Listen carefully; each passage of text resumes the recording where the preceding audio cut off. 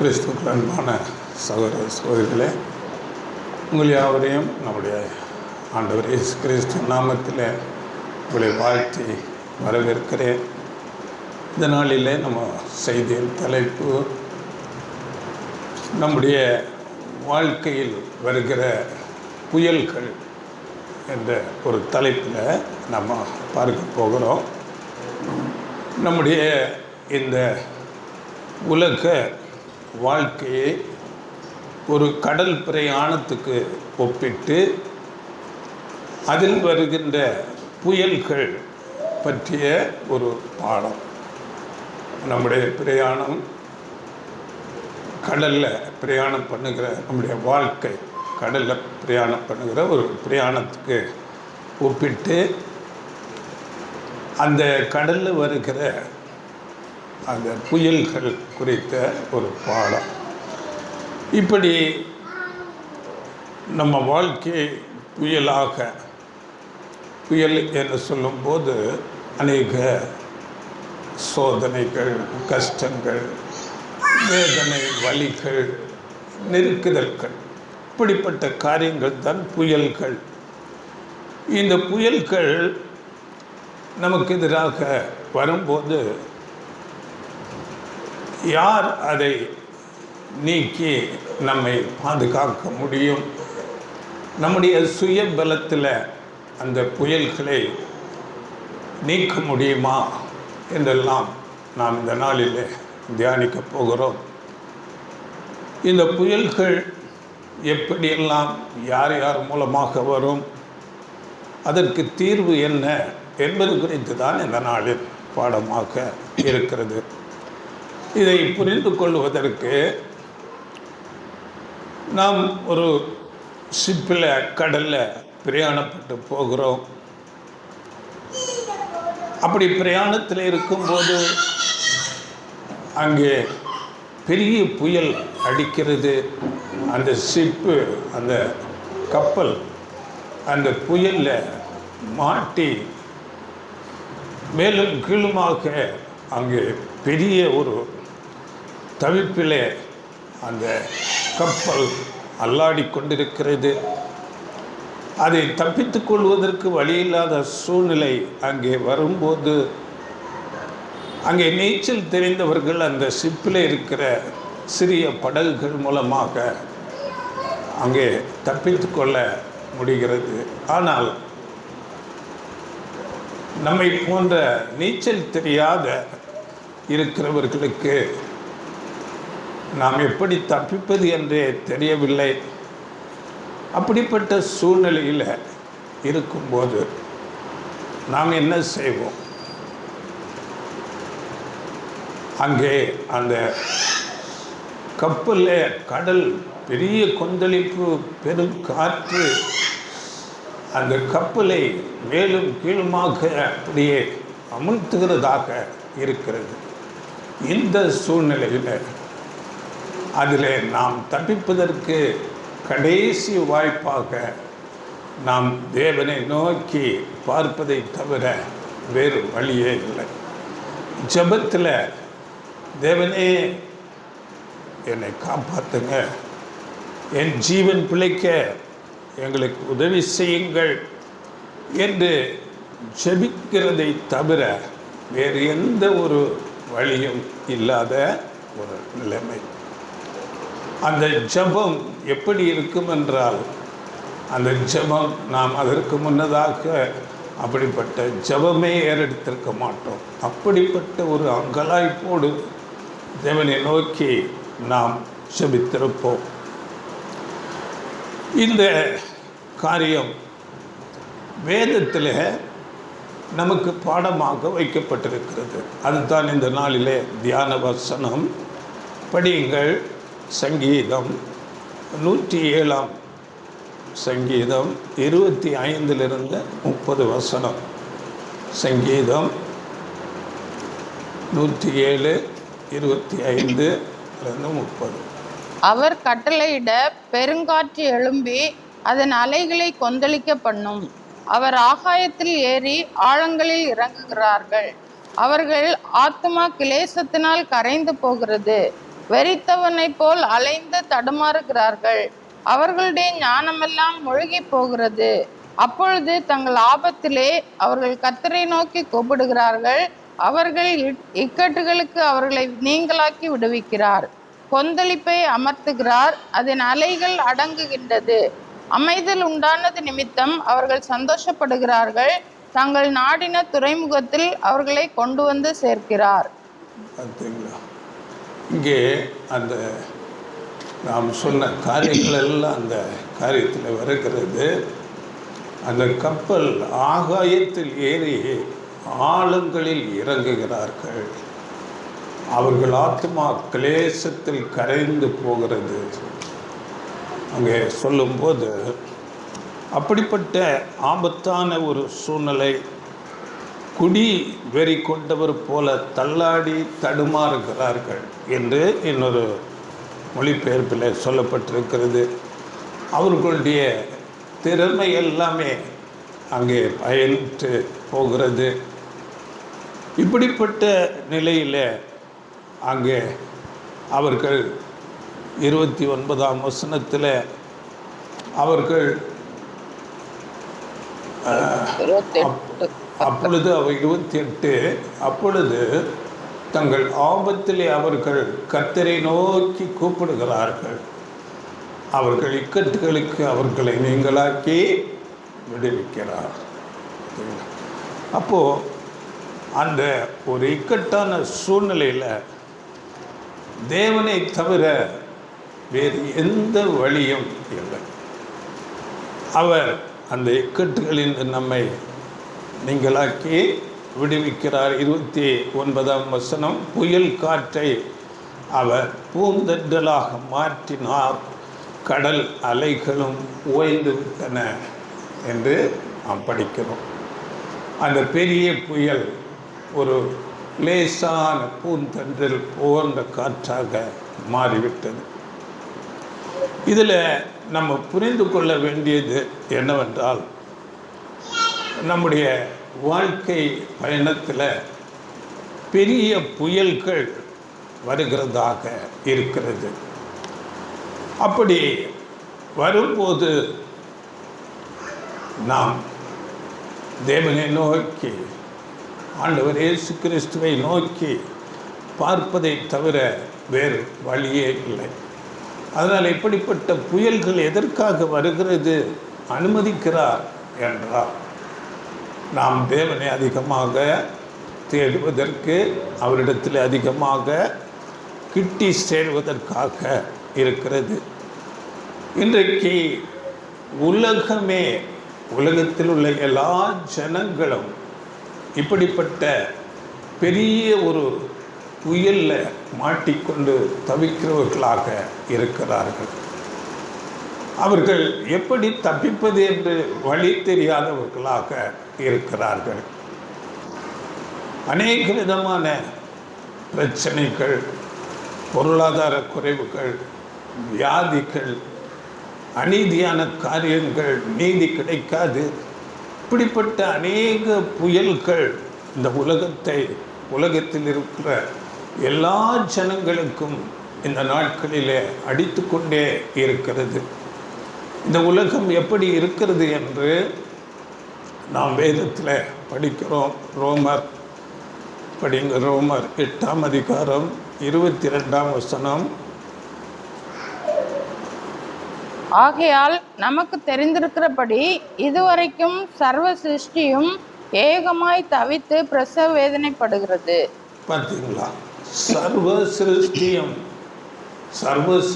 என்று சொல்லும்போது மனுஷர்கள் மாத்திரமல்ல, மிருக ஜீவன்கள், இன்னும் இது மரங்கள், செடி கொடிகள் எல்லாம் கூட பிரசவ வேதனைப்படுகிறது.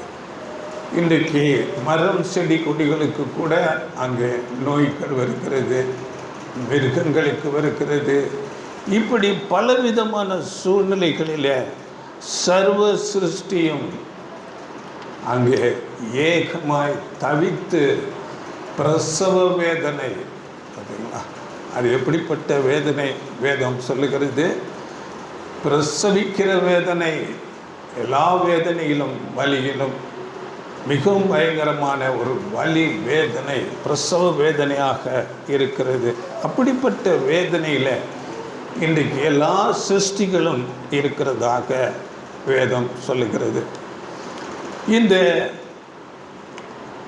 புயல்கள், பிரச்சனைகள், இந்த சூழ்நிலைகள் சமுதாயத்திலும் இருக்கிறது, ஆண்டவரை ஏற்றுக்கொண்டு அர்ப்பணிக்கப்பட்ட நம்முடைய வாழ்க்கையிலும் கூட இருக்கிறது.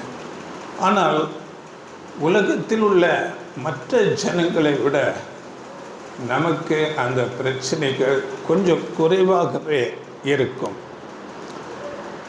இந்த புயல்களை நமக்கு தேவன் ஏன் அனுமதிக்கிறார் என்று நாம் பார்க்கும்போது, தேவன் சில நேரங்களிலே அப்படிப்பட்ட புயல்களை அனுமதிக்கிறார். சில நேரங்களிலே நமக்கு எதிராளி ஆகிய சாத்தான், நாம் அறிந்திருக்கிறோம், நமக்கு எதிராளி சாத்தான், விழுந்து போன தூதர்கள் இருக்கிறார்கள். அவர்கள் மூலமாக கூட நமக்கு இப்படிப்பட்டதான புயல்கள், தீமைகள் வருகிறதாக இருக்கு. இப்போ இப்படிப்பட்ட சூழ்நிலைகள் ஏன் வருகிறது என்றால், நாம் தேவனிடத்தில் அதிகமாக கிட்டி சேரவும், நாம் சில நேரங்களில் நம்முடைய பலவீனங்கள், நம்முடைய மாம்ச பலவீனத்தில் சில பாவத்துக்குள்ள அது பெருமையாக இருக்கலாம், இல்லாவிட்டால் இச்சையான காரியங்களாக இருக்கலாம், இல்லாவிட்டால் நமக்கு தேவை போன்ற ஆசையான காரியங்கள், உலகத்தில் இருக்கிற அநேக காரியங்கள் மேலே ஆசைகள் இப்படியாக வரும்போது சத்ருவாக்கிய சாத்தான் நம்மிடத்தில் வந்து விடுகிறான். இந்த சாத்தான் நமக்கு அப்பொழுது அநேக தீமைகளை கொண்டு வந்து விடுகிறான். சாத்தான் வருவதே வேதத்தில் நாம் படிக்கும்போது எதற்காக வருகிறான் என்றால், அவன் திருடவும் அழிக்கவும் கொல்லவும் வருகிறான் என்று சொல்லப்பட்டு. அப்படி என்றால் படிங்கள் அந்த வசனத்தை. யோவான் 10ஆம் அதிகாரம் 8:44. இல்லை 10:10. யோவான், திருடன் திருடவும் கொல்லவும் அழிக்கவும் வருகிறானே அன்றி வேறொன்றுக்கும் வரான். நானோ அவைகளுக்கு ஜீவன் உண்டாயிருக்கவும் அது பரிபூர்ணப்படவும் வந்தேன். பார்த்தீங்களா? திருடவும் அழிக்கவும் கொல்லவும். அப்படி என்றால் நாம் சிறிய ஒரு தீமைக்குள்ள, பெருமைக்குள்ள, தேவனுக்கு விரோதமாக சில காரியங்களில் நாம் தவறி பலவீனத்தில் நாம் போகும்போது அந்த சாத்தானுடைய ஒரு இன்ஃப்ளூயன்ஸ் நமக்குள்ளே வந்து அவன் நம்மை திருடுவான், நம்மை அழிக்க பார்ப்பான், நம்முடைய நேரத்தை, நம்முடைய பிரயாசங்களை திருடுவான். நம்மை எப்படி தேவனை விட்டு, ஆண்டவர் இயேசு கிறிஸ்துவை விட்டு இந்த ஆவிக்குரிய ஜீவியத்தில் அதிக ஒரு வாஞ்சை, ஆர்வம் காட்டக்கூடாதபடிக்கு அந்த சாத்தான் நம்மை கீழே விழுவதற்கு பெரிய முயற்சிகளை எடுப்பான். அதனால் நாம் அறிந்திருக்கிறோம், கடந்த நாட்களில் கூட சாத்தானின் வஞ்சனை என்ற பாடத்தில் சாத்தானும் விழுந்து போன தூதர்களும் நம்மேல் அதிக நோக்கமாயிருக்கிறார்கள். இவர்களை எப்பொழுது தேவனை விட்டு தூரமாக்கலாம், பாவத்துக்குள்ளே எப்பொழுது இவர்களை தள்ளிவிடலாம் என்ற ஒரு நோக்கத்திலே நம்மேல் நோக்கமாக அவர்கள் இருக்கிறார்கள். ஆனால் நாம் ஒன்றை உணர்ந்து கொள்ள வேண்டும். தேவனுடைய பார்வை கூட புது சிருஷ்டிகளாகிய நம்மேல் அதிக கவனமாக இருக்கிறது.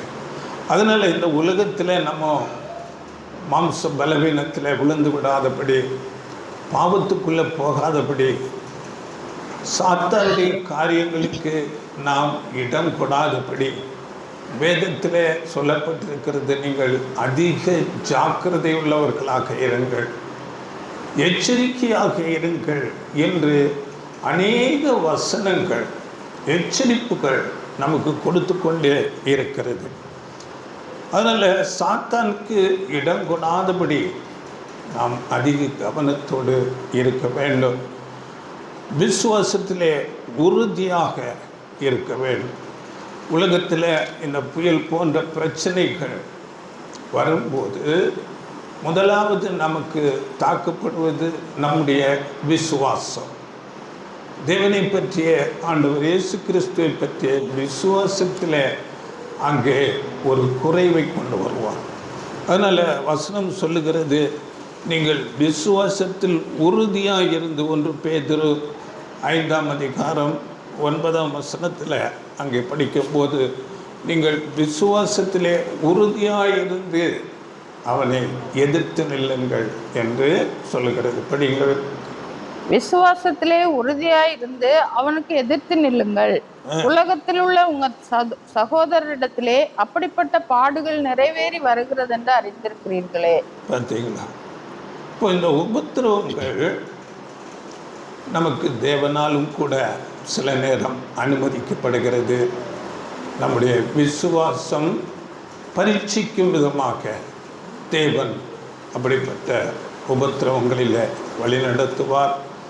சாத்தான் கூட நம்முடைய மாம்ச பலவீனங்கள், அங்கே நாம் பலவீனங்களுக்கு இடம் கொடுக்கும்போது இப்படிப்பட்டதான இந்த புயல்கள், இந்த உபத்திரவங்களுக்கு அவன் கொண்டு போவான். அதனால் இந்த விசுவாச பரீட்சை என்பது நமக்கு நிச்சயமாக உண்டு. அந்த விசுவாச பரீட்சை குறித்து அநேக வசனங்கள் இருக்கிறது. நம்முடைய விசுவாசம் சோதிக்கப்படும். நாம் எந்த ஒரு உறுதியில் எப்படிப்பட்ட விசுவாசம் உடையவர்களாய் தேவன் பேரில், ஆண்டவர் இயேசு கிறிஸ்து பேரில் எப்படி இருக்கிறோம் என்பதை பார்க்கும்படியாக டெஸ்ட்டுகள், பரீட்சைகள் நமக்கு உண்டு.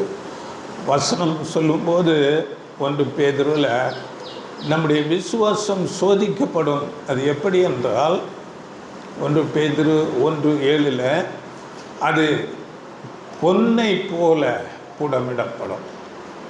பொன், படிங்கிற வசனம் 1:7, அழிந்து போகிற பொன் அக்னியினாலே சோதிக்கப்படும். அதை பார்க்கிலும் அதிக விலையேற பெற்றதாய் இருக்கிற உங்கள் விசுவாசம் சோதிக்கப்பட்டு இயேசு கிறிஸ்து வெளிப்படும் போது உங்களுக்கு புகழ்ச்சியும் கனமும் மகிமையும் உண்டாக காணப்படும். பார்த்தீங்களா? அப்போ பொன்னை பார்க்கிலும் அதிக விலையேறப்பட்டது விசுவாசம் என்று வேதம் நமக்கு சொல்லுது. அப்போ நமக்கு தெரியும், நாம் பழைய நகைகளை நாம் கொண்டு கொடுக்கும்போது அவர்கள் அதே எடைக்கு அப்படியே எடுப்பதில்லை. அதை நெருப்பிலே போட்டு அதை உருக்கி அதில் இருக்கிற அழுக்குகளெல்லாம் போக்கி அதன் பிறகு எடை போட்டு அந்த காசு தான் நமக்கு தருவார்கள். அப்போது பொண்ணில் அழுக்கு இருக்குது, அதை நெருப்பு அங்கே அந்த அழுக்கை நீக்கி போடுகிறதா இருக்கிறது. அப்படியே இந்த பொன்னை பார்க்கிலும் வெளியேறப்பட்டதான நம்முடைய விசுவாசம் சோதிக்கப்படும், நெருப்பில் போடப்படும்.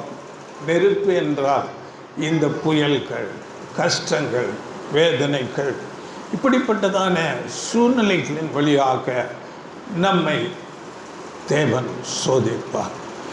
இது அக்கினி என்று சொல்லப்பட்டிருக்கிறது. அதே பேதுருவில் 1 பேதுரு 4ஆம் அதிகாரத்தில் 12-13 இந்த அக்கினியை குறித்து நீங்கள் புதுமை என்று எண்ணாமல், இது புதுசு கிடையாது, இது அன்றிலிருந்து பழைய ஏற்பாட்டில் இருக்கிற பரிசுத்தவான்கள் முதற்கொண்டு இயேசுவுக்கு பிறகு வந்த அப்போஸ்தலர்கள், அதன் பிறகு வருகிற எல்லாருக்கும் அப்படிப்பட்டதான சோதனைகள் உண்டு. படிங்கள் 12:13, 1 பேதுரு 4:12-13. பிரியமானவர்களே, உங்களை சோதிக்கும்படி உங்கள் நடுவில் பற்றி எரிகிற அக்னியை குறித்து ஏதோ புதுமை என்று திகையாமல், கிறிஸ்துவின் மகிமையை வெளிப்படும் போது நீங்கள் களிகூர்ந்து மகிழும்படியாக அவருடைய பாடுகளுக்கு நீங்கள் பங்காளிகள் ஆனதால் சந்தோஷப்படுங்கள். பார்த்தீங்களா, இப்படிப்பட்ட அக்கினியை குறித்து புதுமை என்று, அக்கினி இன்னொரு மொழிபெயர்ப்பில் துன்பத்தீ என்று கூட மொழிபெயர்க்கப்பட்டது. அப்படி என்றால் அநேக விதமான பிரச்சனைகள், அநேக விதமான சூழ்நிலைகளின் வழியாக நாம் நடத்தப்படுவோம். எதற்கு என்றால், ஆண்டவர் இயேசு கிறிஸ்து வெளிப்படும் போது நாம் அதில் களி கூர்ந்து மகிழும்படியாக அவருடைய பாடுகளுக்கு உள்ளானதால் நீங்கள் சந்தோஷப்படுங்கள் என்று. அதனால் இப்படிப்பட்ட பாடுகள் அது நம்முடைய நன்மைக்காகவே கொடுக்கப்படுகிறது. நம்முடைய விசுவாசம் பரீட்சிக்கப்பட்டு நம்முடைய விசுவாசத்தில் ஒரு உறுதி, ஒரு வைராக்கியம் தேவன் பேரில் வரும்படியாக இப்படிப்பட்டதான புயல்கள் நமக்கு வருகிறதாக இருக்கிறது. இந்த புயல்கள், இப்படிப்பட்ட பெரிய துன்பங்கள், சூழ்நிலைகள், பிரச்சனைகள் வரும்போது நாம் என்ன செய்யலாம் என்று பார்க்கும்போது, நாம் தேவனிடத்திலே போக வேண்டும். வேறு எங்கு போனாலும் அதற்கு எந்த விதமான ஒரு நிவாரணம் கிடைக்காது. தேவனிடத்திலே நாம் அதிகமாக ஜெபத்தில், அவருடைய சமூகத்தில் காத்திருக்க வேண்டும். வேறு வழியே இல்லை. அவரிடத்திலே நாம் நம்முடைய சூழ்நிலைகளை நாம் விசுவாசத்திலே உறுதியாயிருந்து அவரிடத்திலே நாம் அறிக்கையிட்டு ஜெபிக்கும் போது தேவன் நமக்கு, ஆண்டவர் இயேசு கிறிஸ்து மூலமாக உதவி செய்கிறவராக இருக்கிறார். ஏனென்றால் இங்கே நாம் பார்க்கும்போது ஆண்டவர் இயேசு கிறிஸ்துவும் அப்படிப்பட்ட சோதனைகளுக்குள்ள, பாடுகளுக்குள்ளே போய் வந்திருக்கிறார். அதனால் அப்படிப்பட்ட சோதனைக்குள்ளே போகிற நமக்கு உதவி செய்ய வல்லவராக இருக்கிறார் என்று தெளிவாக வசனம் சொல்லுகிறது. எபிரேயர் 2ஆம் அதிகாரத்தில் 14ஆம் வசனம், அவர் தாமே சோதிக்கப்பட்டு பாடுபட்டதினாலே அவர் சோதிக்கப்படுகிறவர்களுக்கு உதவி செய்ய வல்லவராயிருக்கிறார். அதனால் ஆண்டவர் இயேசு கிறிஸ்து கூட நம்மை போல அநேக சோதனைகளுக்குள்ளாக போயிருக்கிறார். அதனால் நம்முடைய காரியம் தேவனுடைய சமூகத்திலே காத்திருந்து, தேவனுடைய சமூகத்திலே அந்த சூழ்நிலைகளை சொல்லி அறிக்கையிட்டு ஜெபிக்கும் போது ஆண்டவர் இயேசு கிறிஸ்து மூலமாக நமக்கு அந்த ஒரு விடுதலை, அந்த புயலிலிருந்து ஒரு பாதுகாப்பு நமக்கு கொடுக்கப்படுகிறது. அப்படியே இன்னும் வாக்குத்தத்த வசனம் நமக்கு கொடுக்கப்பட்டிருக்கிறது. 1 பேதுரு 5ஆம் அதிகாரம் 7ஆம் வசனம். 1 பேதுரு 5:7. அவர் உங்களை விசாரிக்கிறவர் ஆனபடியால் உங்கள் கவலைகளை எல்லாம் அவர் மேல் வைத்து விடுங்கள். பார்த்தீங்களா, அவர் உங்களை விசாரிக்கிறவரானபடியால். அதுதான் நம்ம சொல்லும்போது இந்த சுவிசேஷ யுகத்தில் நாம் தேவனுக்கு அர்ப்பணிக்கப்பட்ட ஒரு வாழ்க்கை வாழும்போது தேவனுடைய கவனம் நம்மையில் அதிகமாக இருக்கும். சரிங்களா? அதனால் இந்த வசனம் நமக்கு வாக்குத்தத்தமாக கொடுக்கப்படுகிறது. அவர் உங்களை விசாரிக்கிறவரானபடியால் உங்கள் கவலைகளை எல்லாம் அவர் மேல் வைத்து விடுங்கள். அதனால் நாம் தைரியமாக நமக்கு வருகின்ற இந்த புயல் போன்ற பிரச்சனைகளை, சூழ்நிலைகளை நாம் தேவனிடத்தில் வைக்கும்போது அவர் நமக்கு விடுதலை தருகிறவராய் இருக்கிறார்.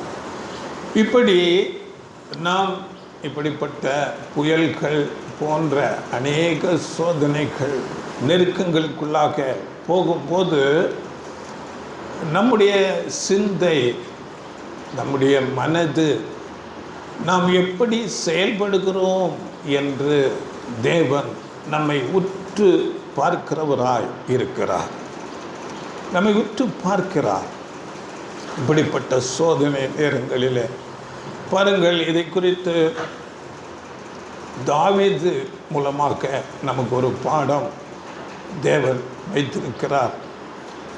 தாவீதுக்கு அப்படிப்பட்டதான ஒரு இக்கட்டான ஒரு சூழ்நிலை வந்தது. பழைய ஏற்பாட்டில் நாம் பார்க்கும்போது 1 சாமுவேல் புஸ்தகம் 30ஆம் அதிகாரத்தில் இந்த காரியங்கள் சொல்லப்பட்டிருக்கிறது. 1 சாமுவேல் 30ஆம் அதிகாரம். அங்கே தாவீது அவரோடு கூட 400 சேனைகள் இருக்கிறார்கள். அவருடைய மனைவி, பிள்ளைகள் அங்கே ஒரு இடத்துல அவர்கள் தங்கியிருக்கிறார்கள். இவர்கள் வேறொரு இடத்துல தேவனுடைய கர்த்தருடைய யுத்தத்துக்காக போய்கொண்டு வரும்போது இந்த 400 பேருடைய மனைவி, பிள்ளைகள், தாவீதுடைய மனைவி எல்லாரையும் இந்த அமலேக்கியர் என்று சொல்லப்படுகிற ஒரு வகுப்பார் வந்து அவர்களை சிறைப்பிடித்து கொண்டு போகிறார்கள். அங்கே சிறைப்பிடித்து கொண்டு போகும்போது இவர்கள் எல்லாரும் அந்த இடத்துல வந்து அங்கே பார்க்கும்போது இவர்கள் மிகுந்த துக்கம் கொண்டு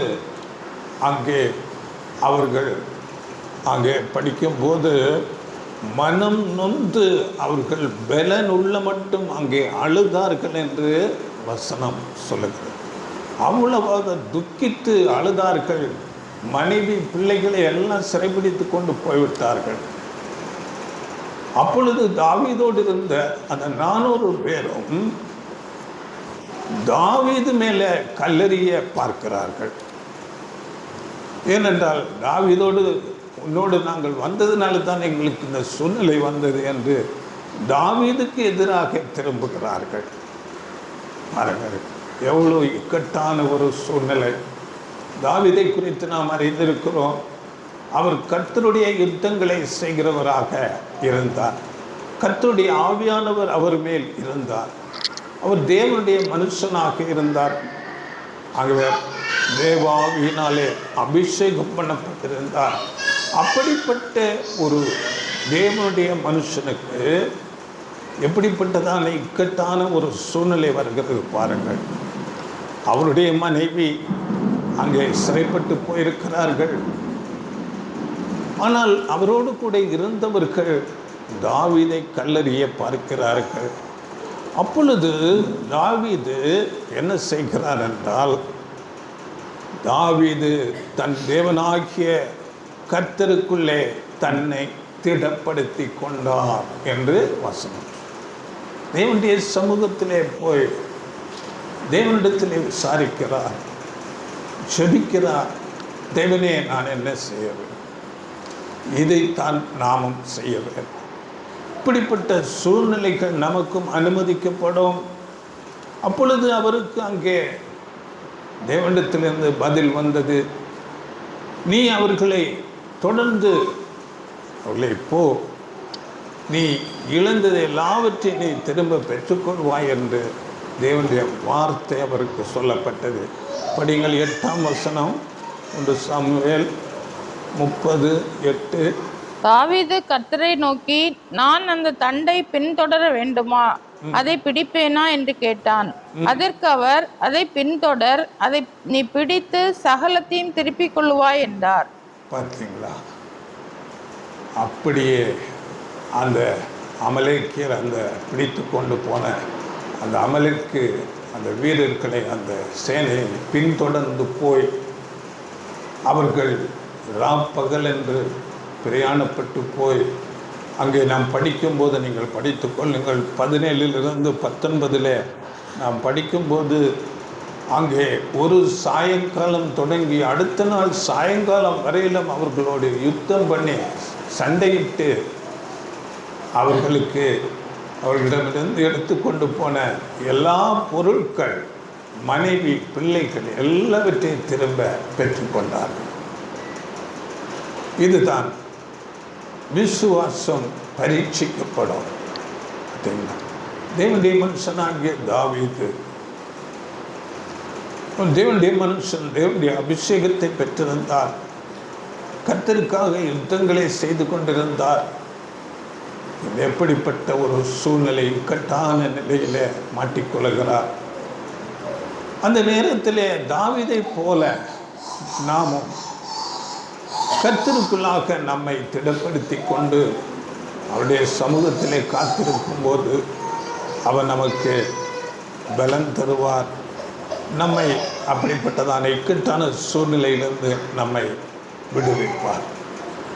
அப்படியே மாம்ச பலவீனம் அது கூட நமக்கு அநேக புயல்களை கொண்டு வரும். நம்முடைய பலவீனம் பெருமையாக இருக்கலாம், இல்லாவிட்டால் நாம் நம்முடைய சரீரத்தில் நம்முடைய இயற்கையான கோபம், ஆசைகள், இப்படிப்பட்ட காரியங்களாக இருக்கலாம். இது கூட நமக்கு இப்படிப்பட்ட புயல்களை கொண்டு வருகிறதா இருக்கும். இதற்கு கூட தாவீது ஒரு பாடமாக நமக்கு ஒரு சம்பவம் நடந்து இருக்கிறது. இது 2 சாமுவேல் புஸ்தகத்தில் 24ஆம் அதிகாரத்தில் அங்கே சொல்லப்பட்டிருக்கிறது. அங்கே தாவீது பாருங்கள், அங்கே ராஜாவாக இருக்கிறார். அவருக்கு பெருமை வந்துவிட்டது, மாம்ச பலவீனம்.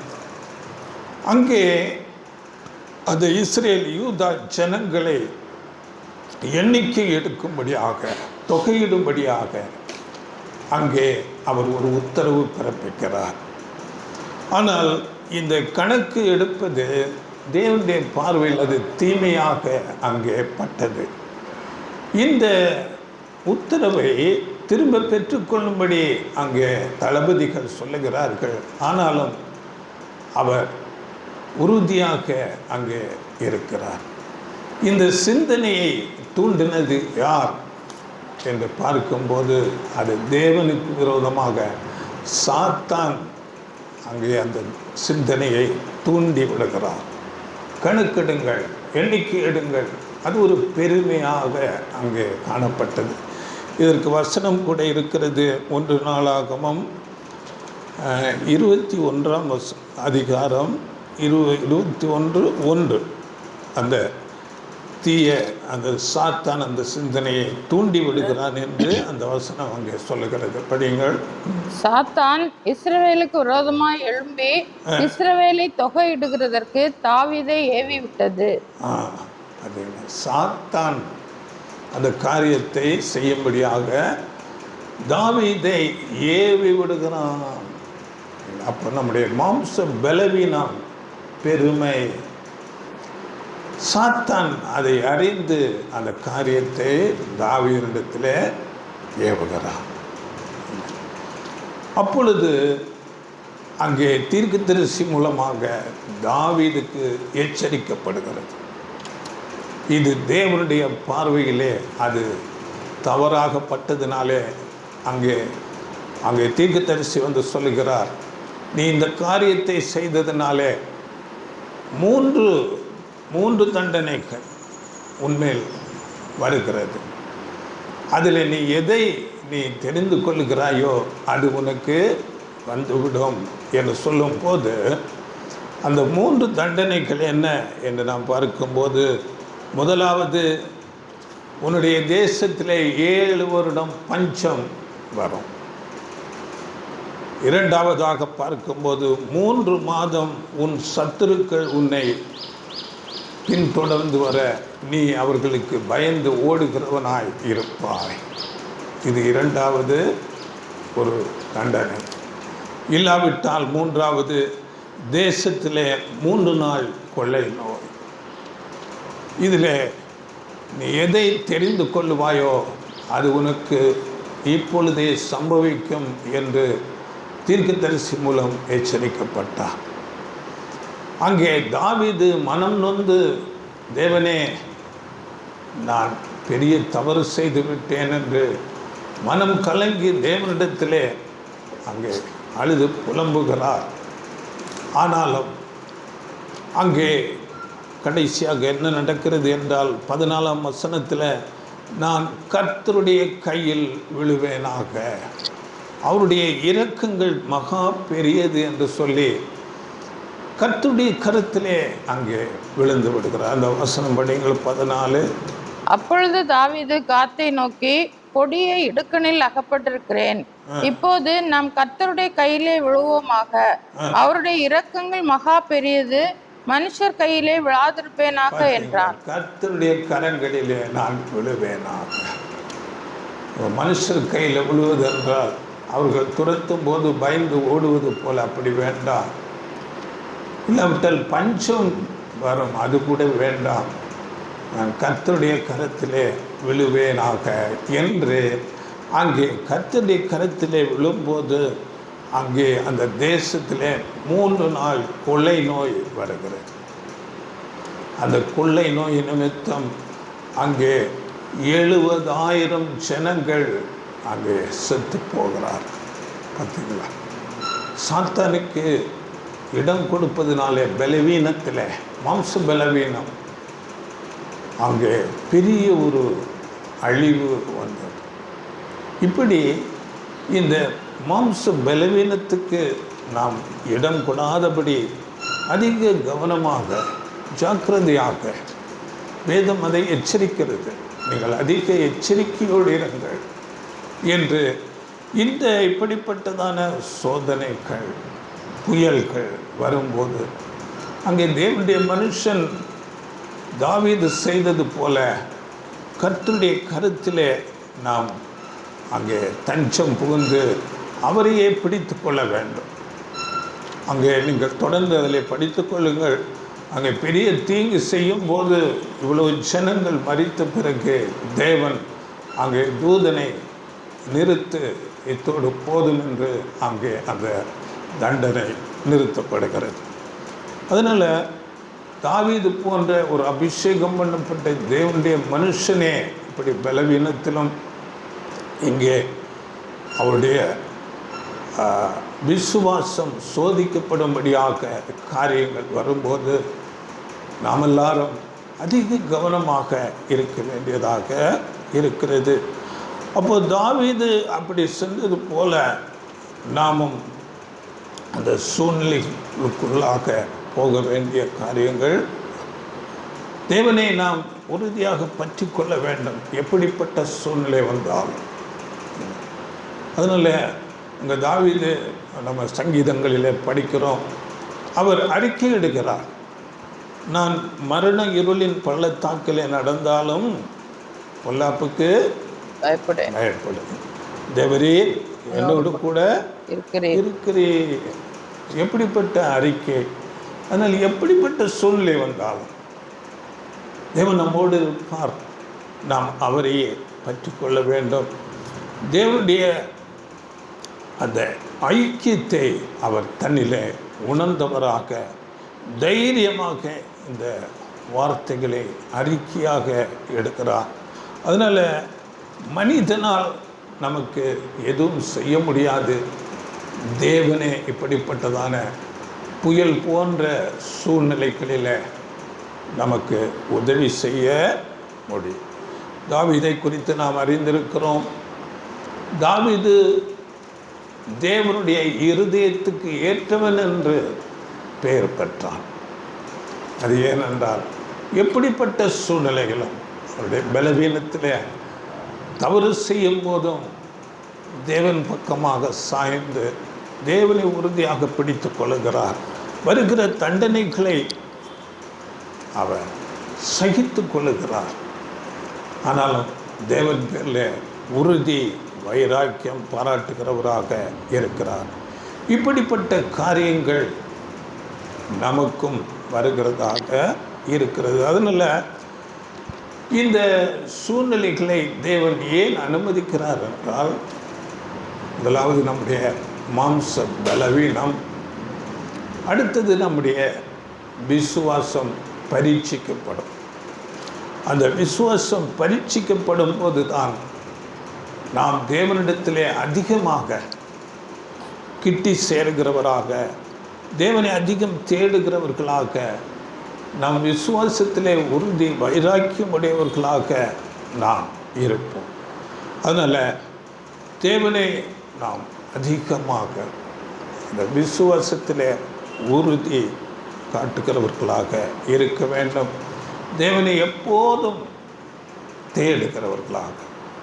தாவீது சொல்லும்போது, கர்த்தரை நான் எக்காலத்திலும் ஸ்தோத்தரிப்பேன், அவர் துதி எப்போதும், எக்காலத்திலும் எந்த சூழ்நிலை வந்தாலும் நான் தேவனை ஸ்தோத்தரிப்பேன். அவரை நான் எப்போதும் எனக்கு முன்பாக நிறுத்தி வைத்திருக்கிறேன். அப்படியாக தாவீது அறிக்கையிடுகிறார். அப்படிப்பட்ட காரியங்களை நாமும் செய்கிறவர்களாக இருக்க வேண்டும். இப்போது நம்ம வாழ்க்கையில் எப்படிப்பட்ட புயல்கள், புயல் என்று சொல்லும்போது நான் சொல்லியிருக்கிறேன், வேதனைகள், துன்பங்கள், நெருக்கங்கள், கஷ்டங்கள், பயங்கரமான சூழ்நிலைகள், அதை அடக்குவதற்கு நம்முடைய சுயபலத்தாலே முடியாது. தேவன் தான் நமக்கு உதவி செய்ய வேண்டும். தேவன் அதை யார் மூலம் செய்கிறார் என்றால், அவருடைய குமாரனாகிய ஆண்டவர் இயேசு கிறிஸ்து மூலமாக நமக்கு செய்கிறார். படியுங்கள், கொலோசியர் 1ஆம் அதிகாரம், கொலோசியர் 1ஆம் அதிகாரம் 15ஆம் வசனம். அவர் அதரிசனமான தேவனுடைய தற்ஸ்வரூபமும் சர்வ சிருஷ்டிக்கும் முந்தின பேருமானவர். அதரிசனமான தேவனுடைய தற்ஸ்வரூபம், காணக்கூடாத தேவனுடைய ஒரு சொரூபமாக, பிதாவை போன்ற ஒரு சாயலுடையவராக அவர் நம்மோடு கூட இருக்கிறார். தேவன் ஆண்டவர் இயேசு கிறிஸ்துவை ஒரு கருவியாக பயன்படுத்தி நமக்கு உதவி செய்கிறார். அது எப்படி என்றால், வார்த்தை மூலமாக, தேவனுடைய பிள்ளைகளுடைய செய்திகள் மூலமாக அவர் நம்மோடு பேசுவார். அப்படியே நமக்கு எதிராக வருகிற அந்த மக்களுடைய இருதயங்களிலே கிரியை நடப்பிப்பார். நாம் அந்த 1 சாமுவேல் 30ஆம் அதிகாரத்தில் அந்த தாவீதுக்கு நடந்த சம்பவத்தை நாம் பார்க்கும்போது, அந்த அதிகாரத்தை நீங்கள் படித்து கொள்ளுங்கள். அவருடைய மனைவி, பிள்ளைகள் எல்லாவற்றையும் உடைமைகளை அங்கே அமலேக்கியர் அங்கே திருடிக்கொண்டு போய்விடுகிறார்கள்.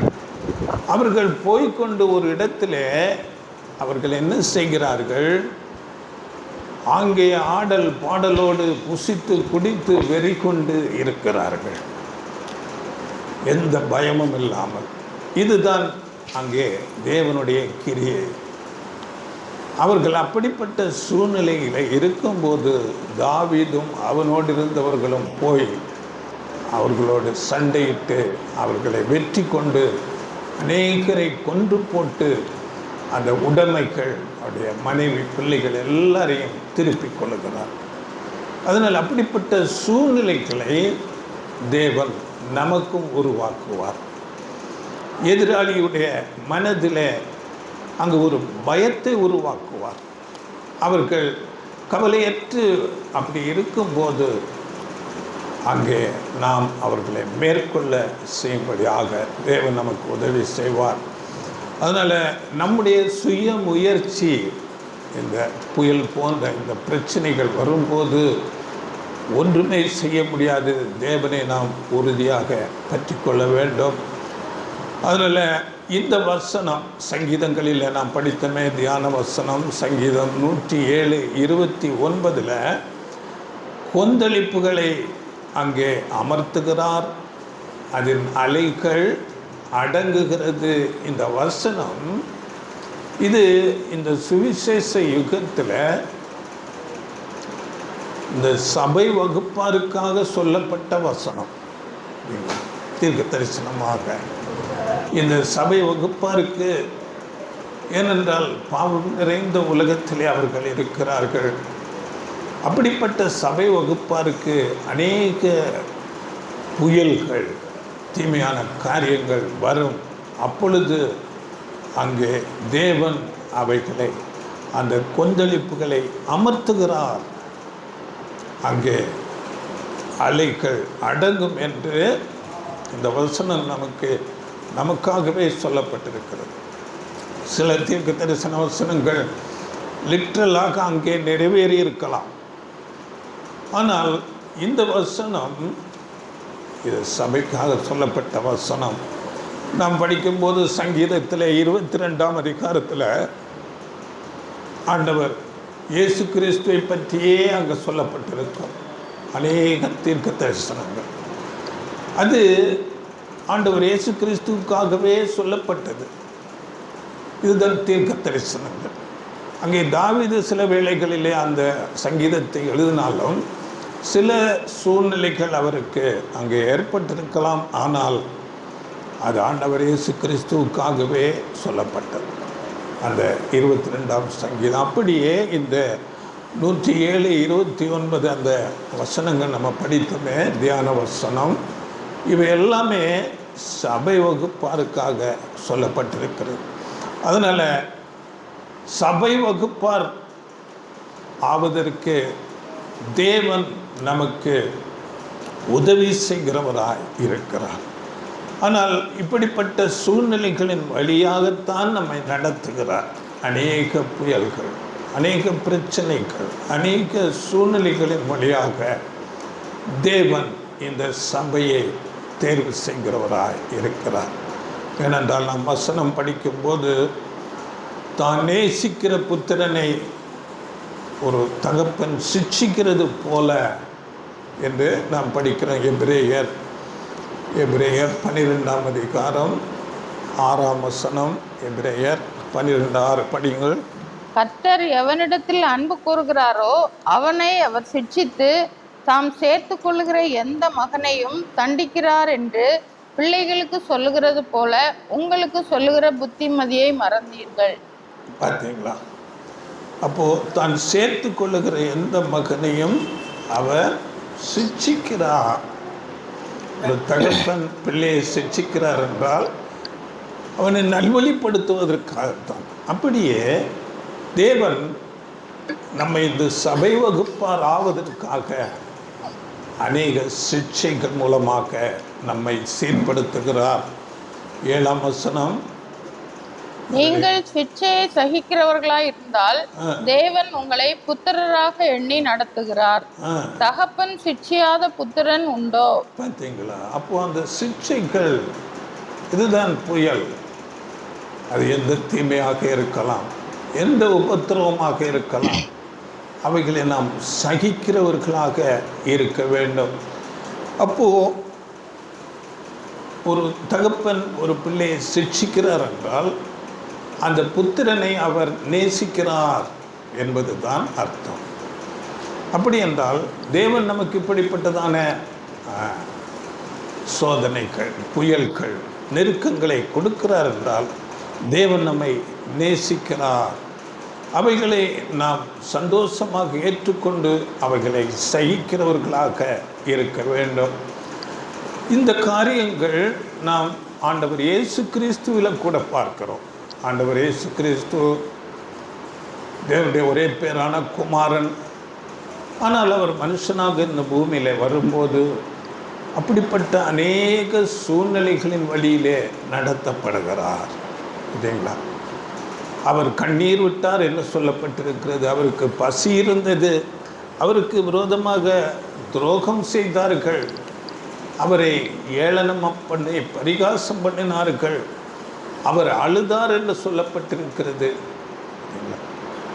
சபைக்கு தலையாகிய ஆண்டவர் இயேசு கிறிஸ்துவுக்கு அப்படிப்பட்ட சூழ்நிலைகள் வந்தது.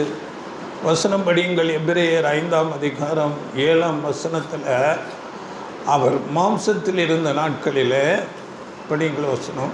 அவர் மாம்சத்தில் இருந்த நாட்களில் தம்மை மரணத்தினின்று ரட்சிக்க வல்லமையுள்ளவரை நோக்கி பலத்த சத்தத்தோடும் கண்ணீரோடும் விண்ணப்பம் பண்ணி வேண்டுதல் செய்து தமக்கு உண்டான பயபக்தி நிமித்தம் கேட்கப்பட்டு. பார்த்தீங்களா? அவர் மாம்சத்தில் இருந்த நாட்களிலே கண்ணீரோடு ஜெபம் பண்ணினார். அப்படிப்பட்ட ஜெபம் நமக்கு தேவையாக இருக்கிறது. ஆண்டவர் இயேசு கிறிஸ்துவுக்கு அப்படிப்பட்ட சூழ்நிலைகள் வரும்போது நாம் எவ்வளவாக தேவனுடைய சமூகத்தில் அதிக ஜெபத்துக்கு முக்கியத்துவம் கொடுக்க வேண்டும். அந்த ஜெபம் தேவனுடைய சமூகத்திலே காத்திருப்பது தான் நம்மை அப்படிப்பட்டதான புயல்களிலிருந்து நம்மை பாதுகாக்க முடியும். அப்படியே ஆண்டவர் இயேசு கிறிஸ்து குறித்து ஏசாயா தீர்க்க தரிசனமாக சொல்லும்போது ஏசாயா 53:3 அவர் அசட்டை பண்ணப்பட்டவராயிருந்தார், மனுஷரால் புறக்கணிக்கப்பட்டவரும் துக்கம் நிறைந்தவருமாயிருந்தார், பாடு அனுபவிக்கிறவராயிருந்தார் என அவரை விட்டு நம்முடைய முகங்களை மறைத்து கொண்டோம். ஆண்டவர் இயேசு கிறிஸ்து அப்படியாக அசட்டை பண்ணப்பட்டவராய், அவர் துக்கம் நிறைந்தவராய், மனுஷரால் புறக்கணிக்கப்பட்டவராய் இருந்தார். இதுதான் சபை வகுப்பாருக்கும் வரும். தலையாகிய இயேசுவுக்கு எது சம்பவித்ததோ சரீர வகுப்பாராகிய சபைக்கும் அப்படிப்பட்டதான அநேக சூழ்நிலைகளின் வழியாக நடத்தப்படுவார்கள். அதில் எபிரேயர் 5ஆம் அதிகாரத்தில் 8ஆம் வசனத்தில் அவர் குமாரனாய் இருந்தும் பட்ட பாடுகளினாலே கீழ்ப்படிதலை கற்றுக்கொண்டார் என்று நாம் படிக்கிறோம். ஆண்டவர் இயேசு கீழ்ப்படிதலை கற்றுக்கொண்டாராம். அப்படி என்றால் பிலிப்பியரில் நாம் படிக்கும்போது பிலிப்பியர் 2ஆம் அதிகாரத்தில் அவர் சிலுவையின் மரண பரியந்தம் கீழ்ப்படிந்தார் என்று கூட சொல்லப்பட்டது. அப்படி என்றால் இந்த வசனத்துக்கு முரண்பாடாக இருக்கிறது. கீழ்ப்படிதலை கற்றுக்கொண்டார் என்று இந்த வசனம் சொல்லுகிறது.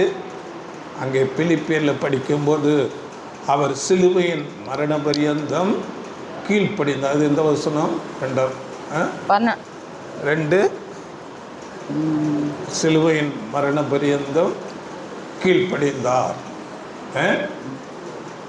என்ன பார்க்குறீங்களா? அப்படி என்றால் இதனுடைய பொருள் என்ன என்று நாம் பார்க்கும்போது 8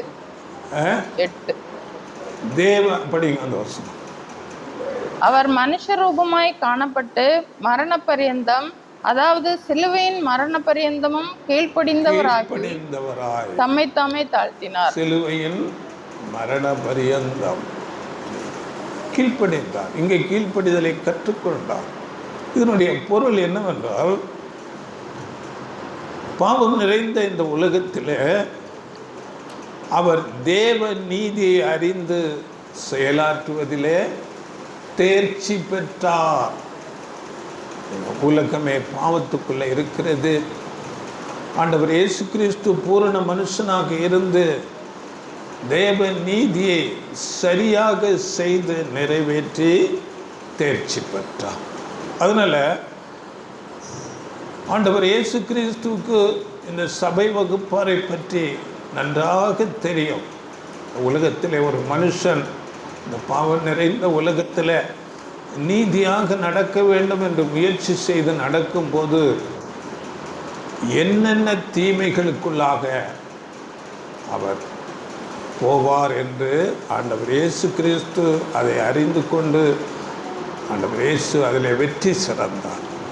அதனால் அவருடைய உதவி நமக்கு எப்போதும் இருக்கும். அவருக்கு நம்மை தெரியும். நாம் இந்த பாவம் நிறைந்த உலகத்தில் நீதியாக வாழணும், தேவ நீதியை செய்ய வேண்டும், பரிசுத்தமாக வாழ வேண்டும் என்று முயற்சிக்கும் போது அநேக சூழ்நிலைகளில் நாம் நடத்தப்படுவோம். அதை அவர் அறிந்திருக்கிறார். அவர் நமக்கு உதவி செய்ய வல்லவராயிருக்கிறார் என்ற வசனம் எபிரேயர் சொல்கிறது. படிங்களே, எபிரேயர் 2ஆம் அதிகாரம் 17-18.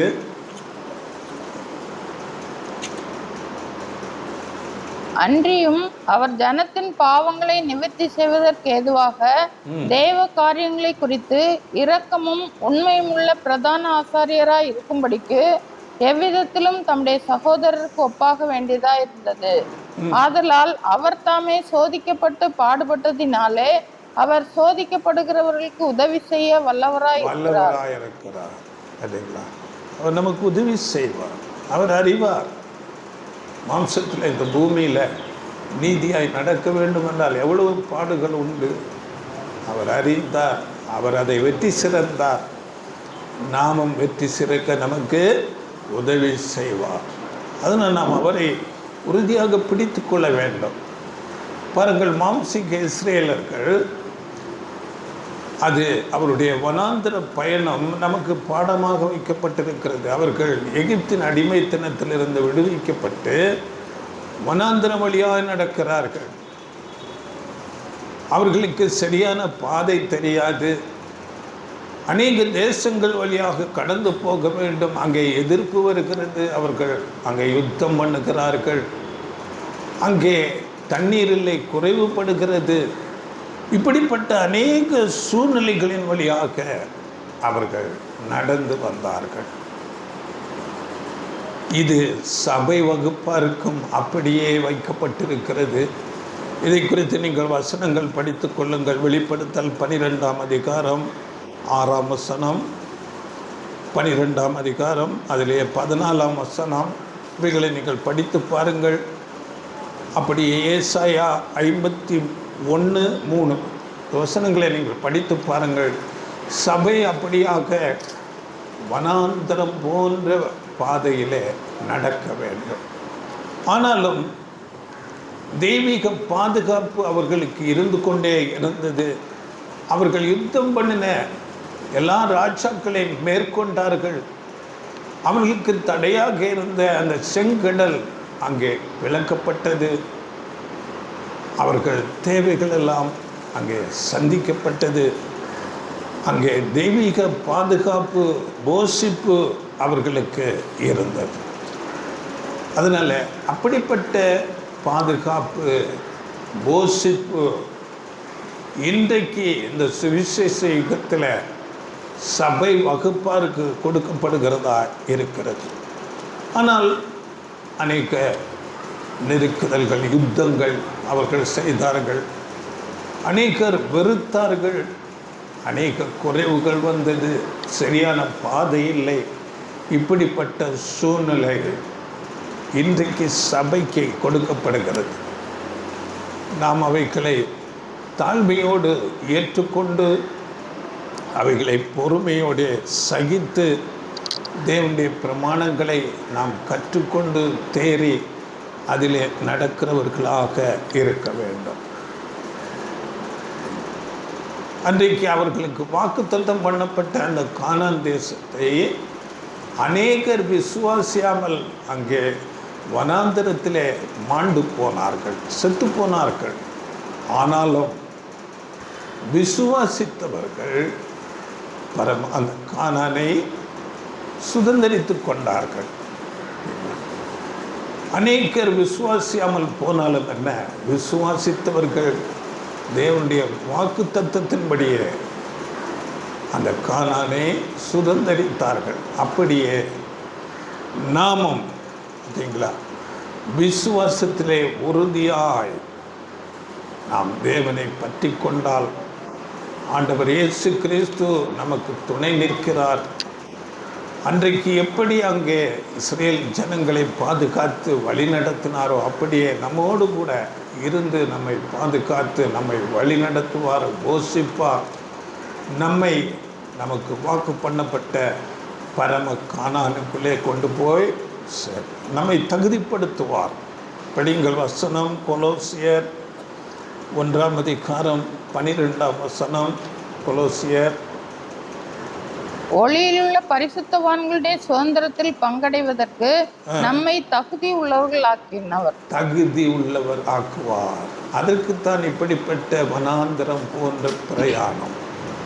அநேக புயல்கள், அநேக சூழ்நிலைகள். அதனால் தகுதி அடைவதற்கு நம்மை அநேக சூழ்நிலைகளின் வழியாக நம்மை பரீட்சிப்பார். பாலிஷ் போடப்படும், புடமிடப்படும், தகுதிப்படுத்தப்படும். அது கொஞ்சம் வலியாகத்தான் இருக்கும். ஆனாலும் அந்த பாலிஷ், அந்த புடமிட நாம் தெய்வீக குணலட்சணங்களை பெற்றுக்கொள்வோம். நம்முடைய சரீரத்தில் இருக்கிற தீமையான குணலட்சணங்கள் எல்லாம் நம்மை விட்டு நீங்குகிறதாயிருக்கும். அந்த ஒரு ப்ராசஸ், அந்த வனாந்தர பயணம் சபை வகுப்பாருக்கு மிகவும் தேவையாக இருக்கிறது. அப்பொழுது தான் அந்த தெய்வீக குணம், ஆவின் கனிகள் நமக்குள்ளாக வருகிறதா இருக்கும்.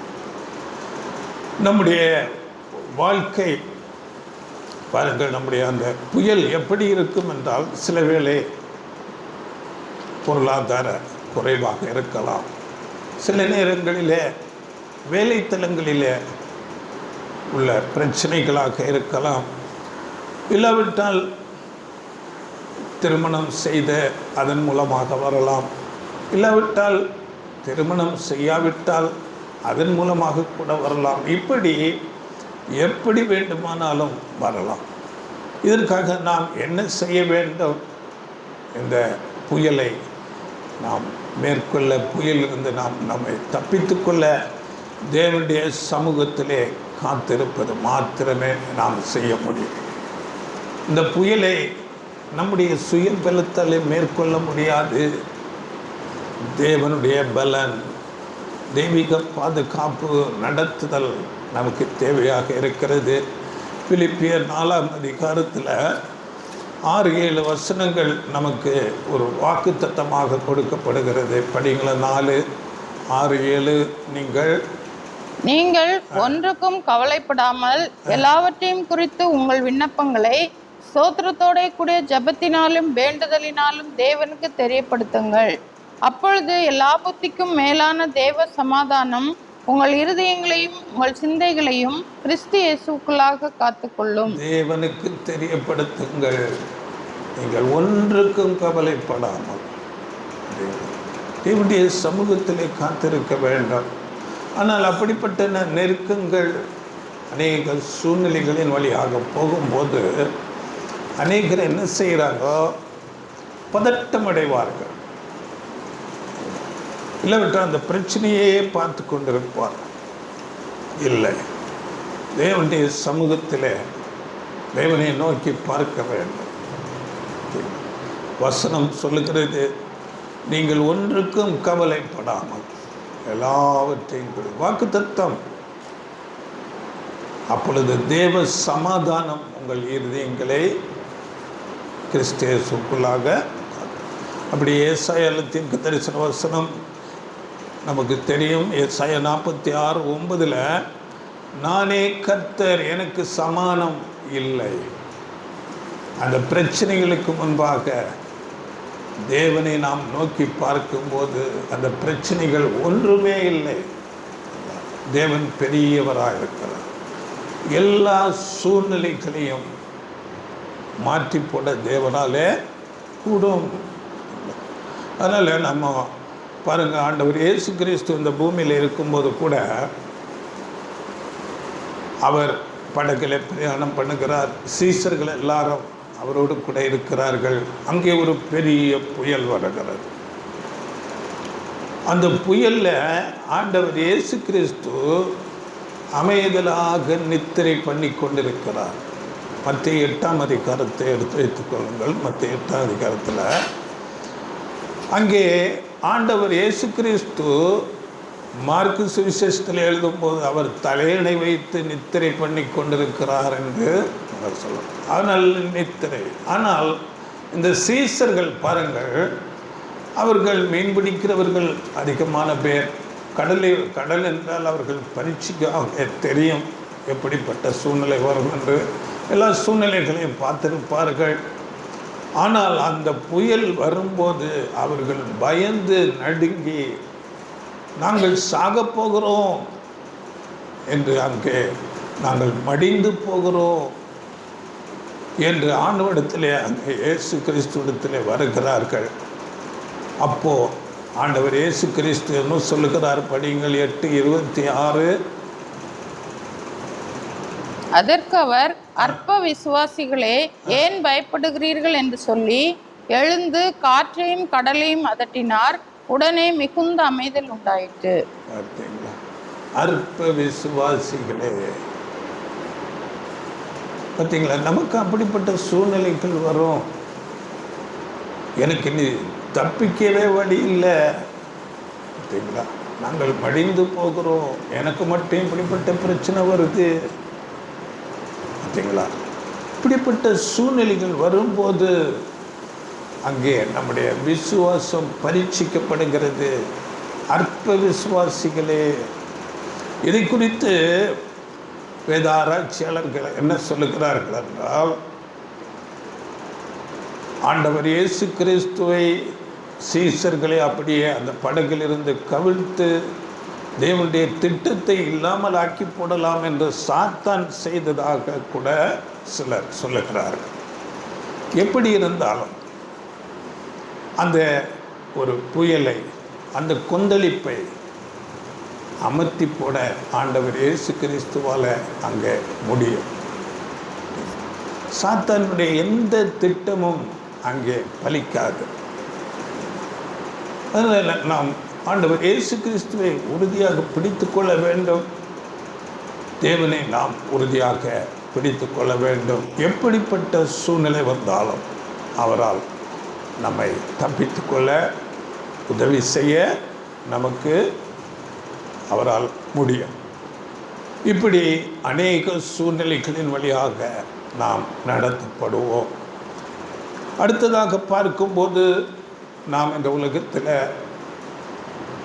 தேவனற்ற ஒரு பக்தி இல்லாத ஒரு இம்பர்ஃபெக்ஷன் என்று சொல்லக்கூடிய மற்ற ஜனங்கள் மத்தியில் நாம் இருக்கிறோம். அது நம்முடைய குடும்பத்திலே இருக்கலாம், நாம் வேலை செய்கிற இடத்திலே இருக்கலாம், நம் வீட்டு அருகாமையில் இருக்கலாம். தேவனற்றவர்களாக பூரணமில்லாத ஜனங்கள் மத்தியில் இருக்கிறோம். அவர்கள் மூலமாக கூட நமக்கு அநேக புயல்கள் வரும். அப்பொழுது நாம் செய்ய வேண்டியது ஒரே காரியம், தேவனை உறுதியாக பிடித்து கொள்ள வேண்டும். தேவனுடைய சமூகத்தில் நாம் ஜெபிக்க வேண்டும். எல்லா காரியங்களையும் தேவனுடைய சமூகத்தில் வைக்க வேண்டும். எனக்கு என் அப்பா இருக்கிறார், அவர் பார்த்து கொள்ளுவார். அந்த உறுதி, அப்படிப்பட்ட அன்புள்ள தகப்பன் தம்முடைய குமாரனாகிய ஆண்டவர் இயேசு கிறிஸ்து மூலமாக அவைகளை அதட்டி அங்கே அமைதல் படுத்துவார். அதான் ஏசாயா 6:9 நம்ம படிக்கும்போது, அவருக்கு சமானம் இல்லை. தேவனுடைய பாதுகாப்பு நமக்கு அவ்வளவாக இருக்கும். அவருக்கு சமானம் இல்லை. படிங்க அந்த வசனம், படிச்சிங்களா? ஏசாயா 46:9. முந்தி பூர்வ காலத்தில் நடந்தவைகளை நினையுங்கள். நானே தேவன், வேறொருவரும் இல்லை. நானே தேவன், எனக்கு சமானம் இல்லை. சமானம் இல்லை. தேவன் பார்த்து கொள்ளுவார். எப்படிப்பட்ட சூழ்நிலை வந்தாலும் அவர் அந்த சூழ்நிலையை மாற்றி போட அவரால். ஆனால் இப்படிப்பட்ட சூழ்நிலைகள் சபை வகுப்பாருக்கு அனுமதிக்கப்பட்டிருக்கிறது. ஆண்டவர் இயேசு கிறிஸ்து கூட யோவான்ல 16ஆம் அதிகாரத்தில் சொல்லும்போது, உலகத்தில் உங்களுக்கு உபத்திரவம் உண்டு, ஆனாலும் திடன் கொள்ளுங்கள், நான் உலகத்தை ஜெயித்தேன். உலகத்தை ஜெயித்த இயேசு நம்மோடு இருக்கிறார். அந்த நேரங்களிலே நாம் அதிகமாக சத்தியங்களை கேட்க வேண்டும். வேத தியானம், ஜெபம், தேவனுடைய காரியமாக அதிக நேரத்தை செலவிட வேண்டும். அப்பொழுது இந்த காரியங்கள் எல்லாம் ஒன்றுமில்லாமல் அவைகள் நம்மை அசைக்க முடியாது. அதனால் நமக்கு மிஞ்சி எந்த விதமான காரியமும் நம்மை வீழ்த்தி போடலாம் என்று தேவன் அனுமதிக்கிறது இல்லை என்று வாக்குத்தத்த வசனம் நமக்கு கொடுக்கப்பட்டு 1 கொரிந்தியர் 10ஆம் அதிகாரம் 13ஆம் வசனத்தில் ஒரு லிமிட்டாகத்தான் தேவன் அனுமதிப்பார். சோதனையோடு கூட தப்பித்து கொள்ளும்படியான போக்கையும் உண்டாக்குவார் என்று சொல்லப்பட்டது. படியுங்கள். மனுஷருக்கு நேரிடுகிற சோதனையே அல்லாமல் வேறே சோதனை உங்களுக்கு நேரிடவில்லை. தேவன் உண்மை உள்ளவராய் இருக்கிறார். உங்கள் திராணிக்கு மேலாக நீங்கள் சோதிக்கப்படுகிறதற்கு அவர் இடம் கொடாமல் சோதனையை தாங்கத்தக்கதாக சோதனையோடு கூட அதற்கு தப்பிக்கொள்ளும்படியான போக்கையும் உண்டாக்குவார். பார்த்தீங்களா? இது கூட ஒரு வாக்குத்தத்தமாக நமக்கு கொடுக்கப்பட்டது. சோதனையோடு கூட தப்பித்து கொள்ளும்படியான போக்கை உண்டாக்குவார். நாம் நம்மை மிஞ்சி போகாதபடி தேவன் பார்த்துக்கொள்வார். அதனால் உறுதி, தேவன் பேரில் நம்பிக்கை, வைராக்கியம் நாம் பாராட்டுகிறவர்களாக, தேவனுடைய சமூகத்தில் அதிக நேரம் செலவிடுகிறவர்களாக, சத்தியத்தை அதிகமாக உள்வாங்கி சத்தியத்தை நாம் தியானித்து உணர்ந்து கொண்டு ஜெபத்தில் தேவனுடைய சமூகத்தில் அதிகமாக நாம் உறுதியாக இருக்கும்போது எந்த சூழ்நிலை வந்தாலும் அவர் நம்மை தப்புவிப்பார். அந்த புயல் இருந்தாலும் அதிலிருந்து தப்பித்து போகும்படியான போக்கை நமக்கு உண்டாக்கும். சிலர் இன்னும் சொல்லுவார்கள், சில சூழ்நிலைகள் பிரச்சனைகள் வரும்போது, இதெல்லாம் என்னுடைய தலையெழுத்து, இதெல்லாம் நான் அனுபவித்து தான் ஆக வேண்டும், இது என்னுடைய தலைவிதி. அப்படி ஒரு விதமான ஒரு சோர்வுக்குள்ளாக போய் இல்லை. அன்பானவர்களே, தேவனுடைய பிள்ளைகளுக்கு இந்த தலைவிதி இப்படிப்பட்ட காரியங்கள் எதுவும் இல்லை. தலையெழுத்து நமக்கு தெரியும். இஸ்ரேலுக்கு விரோதமான குறி சொல்லுதலும் இல்லை, யாக்கோபுக்கு விரோதமான எதுவும் இல்லை. தேவனுடைய சமூகத்தில் நாம் இருக்கும்போது ஒன்றும் செய்ய முடியாது. இப்படிப்பட்ட உறுதி, விசுவாசம், நம்பிக்கை, வைராக்கியம் நமக்கு தேவையாக இருக்கிறது. இப்போது நாம் முடிக்க போகிறோம். ஆண்டவர் இயேசு கிறிஸ்து இருந்தபோது அங்கே கலிலேயாவிலே மத்திய 8ஆம் அதிகாரத்தில் பார்த்த அந்த புயல், அது எதை அடையாளப்படுத்துகிறது என்றால், சுவிசேஷ யுகத்தில் அதன் முடிவிலே நடக்கிற மகா உபத்திரவத்தை அடையாளப்படுத்துகிறதாய் இருக்கிறது. அந்த மகா உபத்திரவம் வரும்போது அது முடிவில் அங்கே சாத்தான் கட்டப்படுவான். அதன் பிறகு மேசியாவின் யுகம், தேவனுடைய ராஜ்யம் துவங்குகிறதாக இருக்கும். அங்கே தேவன் சபையை பூரணப்படுத்த எப்படி ஆண்டவர் இயேசு கிறிஸ்து ஒரு கருவியாக பயன்படுத்தினாரோ, அப்படியே இந்த உலக ஜனங்கள் எல்லாரும் ஆதாமுக்குள் மரித்து ஆண்டவர் இயேசு கிறிஸ்து மூலமாக உயிர்த்தெழுந்து வரும்போது, ஆண்டவர் இயேசு கிறிஸ்துவையும் சபையையும் ஒரு கருவியாக பயன்படுத்தி இந்த உலக மக்கள் எல்லாரும் தேவனை அறிகிற அறிவுக்கு கொண்டு வருவார். இந்த உலகம் இன்றைக்கு வரையிலும் ஆதாமில் இருந்து 6000 வருடங்கள் மகா ஒரு புயலில் சிக்கி கொண்டிருக்கிறார்கள். அநேக வியாதிகள், அநேக பிரச்சனைகள், அநேக சூழ்நிலை. அந்த வியாதி, அந்த சூழ்நிலை, அந்த புயல் எல்லாமே நீக்கப்படும். கொந்தளிப்பு அடங்கும், அமைதல் உண்டாகும், சமாதானம் வரும். அதனால் இன்றைக்கு நமக்கு கொடுக்கப்படுகிற, சபைக்கு கொடுக்கப்படுகிற இந்த புயல்கள், இந்த சோதனைகள், நெருக்கங்கள், இது தேவையாக இருக்கிறது. ஏனென்றால் இந்த புயல்கள், இந்த சோதனை நெருக்கங்கள் தான் நம்மை தேவனை உறுதியாய் பற்றி கொள்வதற்கு அது ஏதுவாக இருக்கிறது.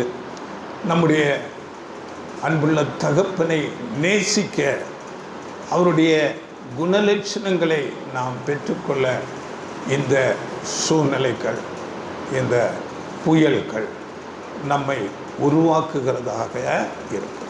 அதனால் தேவன் அதை அனுமதிக்கிறார். ஆனால் நாம் அவைகளை மிகுந்த சந்தோஷத்தோடு ஏற்றுக்கொண்டு தேவனை உறுதியாக பற்றி கொண்டு தேவன் பேரில் வைராக்கியம் காட்டுகிறவர்களாக நாம் இருக்க வேண்டும். கடைசியாக ஒரு வசனத்தை படியுங்கள். வெளிப்படுத்தல் 21ஆம் அதிகாரம் 4-5 வசனங்கள். மனுஷர்களிடத்திலே தேவனுடைய வாசஸ்தலம் இருக்கிறது என்று அதற்கு முந்த வசனம் சொல்லுகிறது. 4-5 படியுங்கள். அவர்களுடைய கண்ணீர் யாவையும் தேவன் துடைப்பார். இனி 4-5 தானே. இனி மரணமும் இல்லை, துக்கமும் இல்லை, அலறுதலும் இல்லை, வருத்தமும் இல்லை, முந்தினவைகள் ஒளிந்து போயின என்று விளம்பினது. சிங்காசனத்தின் மேல் வீற்றிருந்தவர், இதோ நான் சகலத்தையும் புதிதாக்குகிறேன் என்றார். பின்னும் அவர், இந்த வசனங்கள் சத்தியமும் உண்மையுமானவைகள், இவைகளை எழுது என்றார். சகலத்தையும் புதிதாக்கு. முந்தினவைகள் எதுவும் நினைக்கப்படுவதில்லை. இந்த உலகத்தில் எல்லா அநீதி, அக்கிரமங்கள், பாவங்கள், எல்லா வியாதி, குறைவுகள் எல்லாம் நீக்கப்படும். முந்தினவைகள் எதுவும் நினைக்கப்படுவதில்லை. சமாதானம். அவர்கள் கண்ணீரை துடைப்பார். எல்லாரும் ஒரு மகிழ்ச்சியோடு இந்த பூமியில் வாசம் பண்ணுவார்கள். அப்படிப்பட்ட காலங்கள் வருகிறதா இருக்கிறது. தேவனுடைய ராஜ்யத்தின் முடிவில் அது முழுமையாக அப்படியாக இருக்கும். இவையெல்லாம் தீர்க்க தரிசனங்கள் இனி நிறைவேற வேண்டியதாக இருக்கிறது. இதை குறித்து இன்னும் நீங்கள் படித்து கொள்ளுங்கள். ஏசாயா 65ஆம் அதிகாரத்தில் கூட அங்கே தீர்க்க தரிசனமாக 16-17 வசனங்களில் இதே காரியம் அங்கே சொல்லப்பட்டிருக்கிறது. புதிய வானம், புதிய பூமி. இந்த புதிய வானம், புதிய பூமியில் சாத்தான் இருக்க மாட்டான். மனுஷனுக்கு வியாதி இல்லை, அநீதி செய்ய முடியாது. மனுஷர்கள் சமாதானத்தோடு மிகுந்த மகிழ்ச்சியோடு தேவனை அறிந்தவர்களாக, தேவனிடத்தில் அன்பு பாராட்டுகிறவர்களாக, மனுஷர்களுக்குள்ளே ஒருவருக்கொருவர் மிகுந்த அன்புடையவர்களாக இந்த பூமியில் மிகுந்த மகிழ்ச்சியாக சமாதானத்தோடு அப்படிப்பட்ட காலங்கள் வருகிறதாக இருக்கிறது. அதனால் நமக்கு இப்போ கொடுக்குற சில பிரச்சனைகள், புயல்கள், அதை தேவன் அவருடைய சமூகத்தில் நாம் ஒப்பு கொடுத்து நாம் இவைகளை மேற்கொண்டு தேவன் பேரில் உறுதியாக வைராக்கியமாக இருக்கும்போது நமக்கு வாக்கு பண்ணப்பட்ட அங்கே பரம கானான் நமக்கு கொடுக்கப்படும். எவ்வளோ பெரிய ஒரு ஆசீர்வாதம். அதனால் நாம் உறுதியாக இருப்போம். தேவன் பேரில் நாம் வைராக்கியம் உடையவர்களாக இருக்க வேண்டும். நான் அடிக்கடி சொல்லுகிற ஒரு வசனம், பரலோக ராஜ்யம் பலவந்தம் பண்ணப்படுகிறது. பலவந்தம் பண்ணுகிறவர்கள் அதை அப்படிப்பட்டதான அந்த ஆசீர்வாதத்தை பெற்றுக்கொள்ள தேவன் நமக்கு உதவி செய்வாராக. ஆமென். God bless you.